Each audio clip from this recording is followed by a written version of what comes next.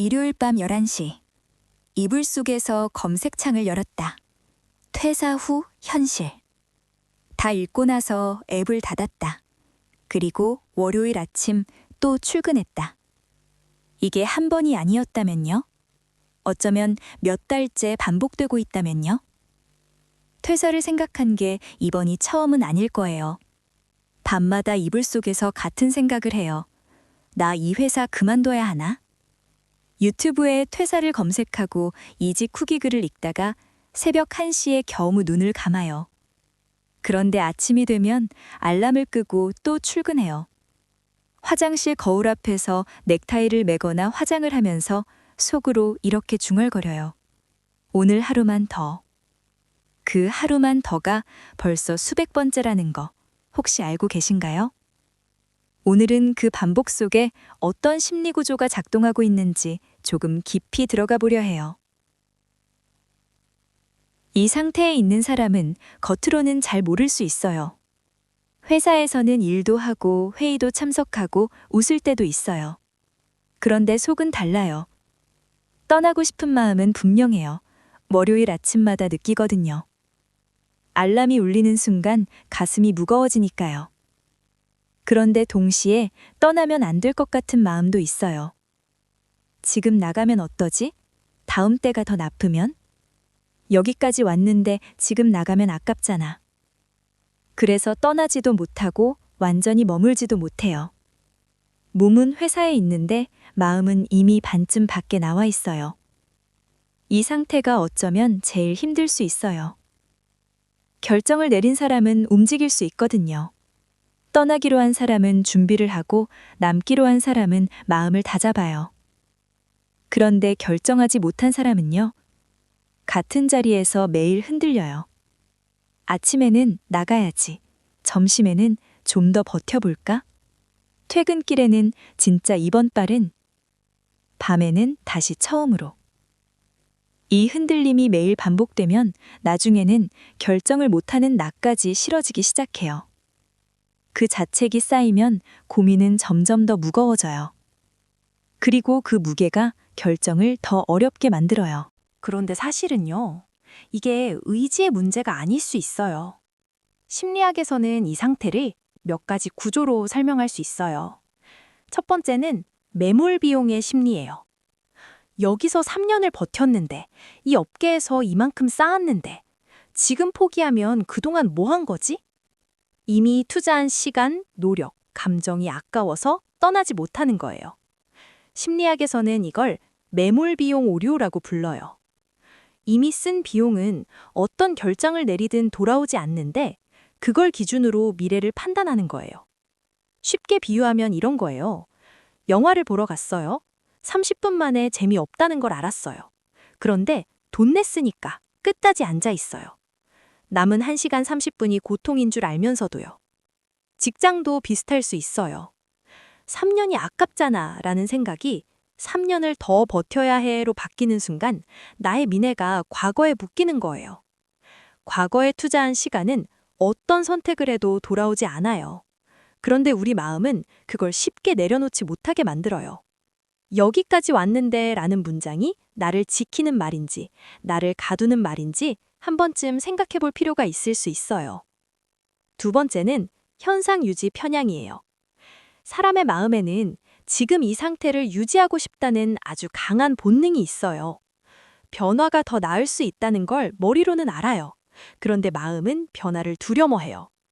이건 나약한 게 아니에요. 인간이라면 누구에게나 있는 심리예요. 지금이 힘든 건 확실한데 나가면 어떤 일이 생길지는 모르잖아. 확실한 고통과 불확실한 가능성. 이 둘을 비교할 때 사람은 놀랍게도 확실한 고통을 선택하는 경우가 많아요. 왜냐하면 고통이라도 익숙하면 예측이 되거든요. 예측이 되면 준비할 수 있고 준비할 수 있으면 덜 무섭거든요. 새로운 곳은 뭐가 기다리는지 몰라요. 좋을 수도 있지만 나쁠 수도 있어요. 그 모름이 우리 마음의 가장 큰 벽이 되는 거예요. 그래서 힘든 줄 알면서도 그래도 여긴 아니까 하면서 남게 되는 거예요. 낯선 가능성보다 익숙한 고통이 덜 무서운 거예요. 이건 용기가 없는 게 아니에요. 마음이 나를 보호하려고 그렇게 작동하고 있는 거일 수 있어요. 세 번째는 자기 신뢰의 약화예요. 퇴사 고민이 길어지면 어느 순간 이런 생각이 슬며시 들어와요. 나는 왜 결정을 못할까? 이것도 못 정하는 내가 한심하다. 나가봤자 나는 어디서든 이럴 거야. 고민 자체가 나를 깎아내리기 시작해요. 원래는 이 회사를 떠날까? 였는데 어느 순간 나는 어디를 가도 안 될까? 로 질문이 바뀌어 있는 거예요. 심리학자 마틴 셀리그만은 이걸 학습된 무력감이라고 불렀어요. 반복적으로 통제할 수 없는 상황에 놓이면 사람은 결국 뭘 해도 안 돼 라고 믿게 된다는 거예요. 매일 퇴사를 고민하지만 매일 아무것도 달라지지 않는 경험이 쌓이고 쌓이면 나는 이 상황을 바꿀 수 없는 사람이라는 믿음이 조용히 만들어질 수 있어요. 이게 아마 이 고민에서 가장 조심해야 할 부분일 수 있어요. 회사가 힘든 게 아니라 나는 어디서든 힘들 거야 라는 생각이 나를 가장 깊이 가두거든요. 한 사람의 이야기를 해볼게요. 어떤 직장인이 있었어요. 입사한 지 4년째. 처음 1년은 정신없이 배웠어요. 2년 차에는 나름 자리를 잡았어요. 3년 차부터 슬슬 고민이 시작됐어요. 나 여기서 더 성장할 수 있을까? 그래도 괜찮다고 생각했어요. 아직은 배울 게 있다고요. 4년 차가 되자 일요일 저녁이 달라졌어요. TV를 보다가 갑자기 가슴이 무거워졌어요. 내일 월요일이라는 게 떠올라서요. 리모컨을 내려놓고 침대에 누워서 시뮬레이션을 해요. 이력서를 쓰는 장면, 면접을 보는 장면, 새 직장 첫 출근하는 장면까지. 그런데 거기서 멈춰요. 근데 거기도 이러면? 지금보다 더 힘들면? 나이 들어서 다시 취업이 될까? 결국 아무것도 결정 못한 채 새벽 1시에 겨우 잠이 들어요. 월요일 아침, 알람이 울리면 5분간 천장을 봐요. 한숨 한 번 쉬고 이불을 걷고 출근해요. 회사에 도착하면 또 일을 해요. 생각보다 잘해요. 누가 봐도 멀쩡해요. 회의에서 발언도 하고 후배한테 웃으면서 설명도 해줘요. 그런데 퇴근길에 이어폰을 꼽고 걸으면서 또 같은 생각이 올라와요. 이러다 올해도 그냥 지나가겠지. 집에 도착하면 잡코리아 앱을 열어요. 채용 공고를 몇 개 훑어보다가 지금은 아닌 것 같아 하고 닫아요. 이 루틴이 3개월째 반복되고 있었어요. 어느 날 동기가 물었어요. 너 요즘 괜찮아? 얼굴이 좀... 그 사람은 웃으면서 대답했어요. 응, 괜찮아. 그냥 좀 피곤해서. 괜찮지 않았어요. 그런데 괜찮지 않다는 말을 어디서부터 시작해야 할지 몰랐던 거예요. 사실 이 지점에서 많은 분들이 헷갈려 하시는 게 있어요. 나는 지금 참고 있는 건가? 아니면 그냥 견디고 있는 건가? 이 둘은 비슷해 보이지만 조금 다를 수 있어요. 참는 건 끝이 보일 때예요. 이 프로젝트만 끝나면, 이번 분기만 넘기면, 올해 말까지만. 끝이 있으니까 버틸 수 있는 거예요. 끝이 있는 고통은 참을 수 있어요. 그런데 견디는 건 끝이 보이지 않을 때예요. 언제까지인지 모르는 채로 하루하루를 흘려보내고 있는 거예요. 만약 지금 언제까지 이러고 있을까? 라는 생각이 매일 반복되고 있다면 그건 잘 버티고 있는 게 아니라 멈춰 있는 것일 수 있어요. 그리고 이 두 가지를 헷갈리게 만드는 말들이 있어요. 다들 이러고 사는 거 아냐? 이 정도면 괜찮은 편이지. 나보다 힘든 사람도 많은데. 사회생활이 다 그렇지. 이 말들이 나의 진짜 감정을 가려버릴 수 있어요. 남들과 비교해서 나는 아직 괜찮다고 판단하는 순간 나의 한계를 내가 무시하게 되는 거예요. 다른 사람이 더 힘든 건 내가 안 힘들다는 뜻이 아니거든요. 이 정도면 괜찮다는 말이 진짜 괜찮아서 하는 말인지 아니면 괜찮다고 믿고 싶어서 하는 말인지 한 번쯤 구분해 볼 필요가 있을 수 있어요. 지금 이 이야기를 들으면서 혹시 비슷한 장면이 떠오르시나요? 일요일 밤, 이불 속에서 퇴사를 검색했던 적, 출근길 지하철에서 멍하니 창밖을 보다가 이게 내 인생인가 싶었던 순간, 동기가 이직했다는 소식에 축하해 하면서도 속으로 부러웠던 적, 사직서를 머릿속으로 10번은 써봤지만 한 번도 꺼내지 못했던 적, 연봉 협상 시즌에 올해만 더 해보자 했는데 그 올해가 벌써 3번째인 적, 퇴근 후에 채용 앱을 열었다가 5분 만에 닫으면서 지금은 아닌 것 같아 하던 적. 그때의 나는 어떤 표정을 하고 있었을까요? 지금 이 순간 그때의 나에게 어떤 말을 해주고 싶으신가요? 이런 상태가 반복되면 마음이 조용히 변하기 시작해요. 처음에는 감정이 흔들려요. 화가 났다가 불안했다가 체념했다가 다시 화가 나요. 하루에도 몇 번씩 왔다 갔다 해요. 어떤 날은 진짜 때려치우겠어 하면서 화가 펄펄 끓다가도 다음 날 아침이면 그래도 월급이 나오니까 하면서 다시 출근해요. 감정의 진폭이 커졌다 작아졌다를 반복하는 거예요. 그 다음에는 자기 인식이 바뀌어요. 나는 결정을 못하는 사람이야. 나는 용기가 없는 사람이야. 나는 어디를 가도 이럴 거야.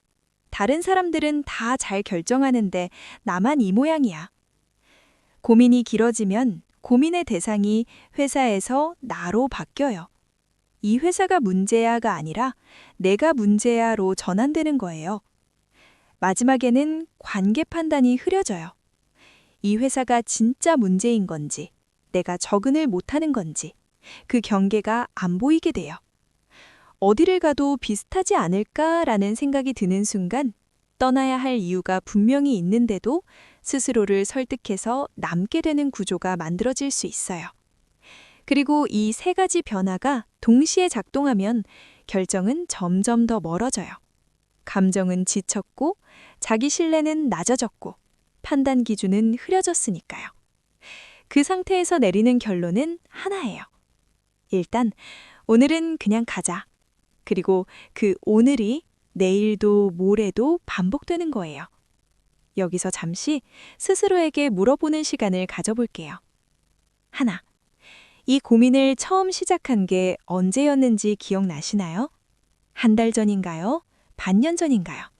아니면 기억도 안 날 만큼 오래됐나요? 둘. 출근할 때 느끼는 감정이 1년 전과 지금 달라졌나요? 예전에는 그래도 기대가 있었는데 지금은 그냥 무감각한 건 아닌가요? 셋. 여기까지 버텨왔으니까 라는 말이 나를 지키는 말인가요? 나를 묶는 말인가요? 넷. 만약 지금 이 회사가 아니라 처음부터 다시 선택할 수 있다면 이곳을 다시 고르겠나요? 다섯. 지금 내가 두려운 건 떠나는 것인가요? 아니면 떠난 뒤에 내가 잘 해낼 수 있을지인가요? 정답은 없어요.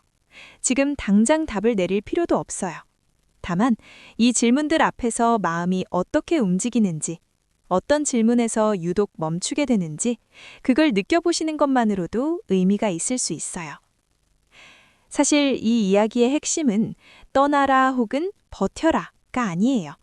어쩌면 지금 가장 필요한 건 결정이 아닐 수 있어요. 결정하기 전에 나를 돌보는 일이 먼저일 수 있어요.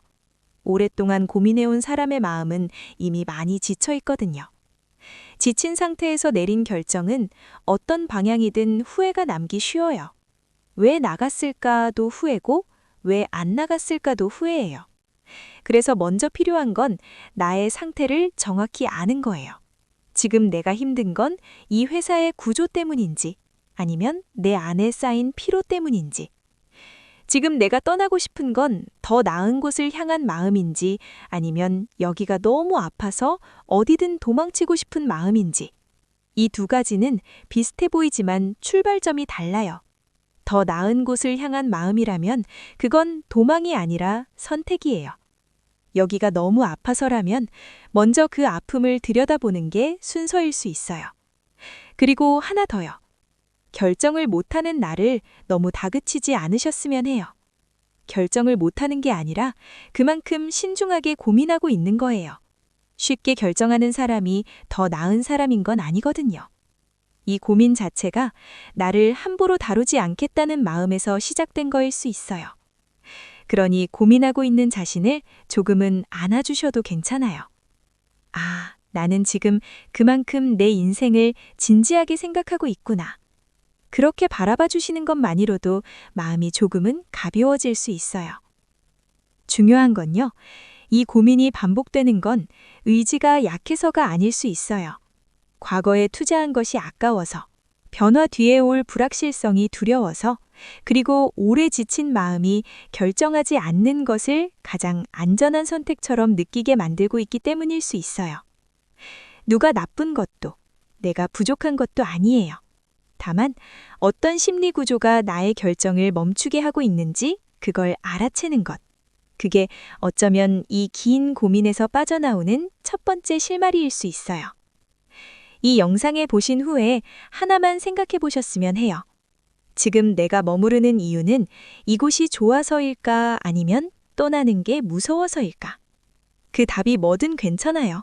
중요한 건 그 질문을 스스로에게 한번 건네보는 거예요.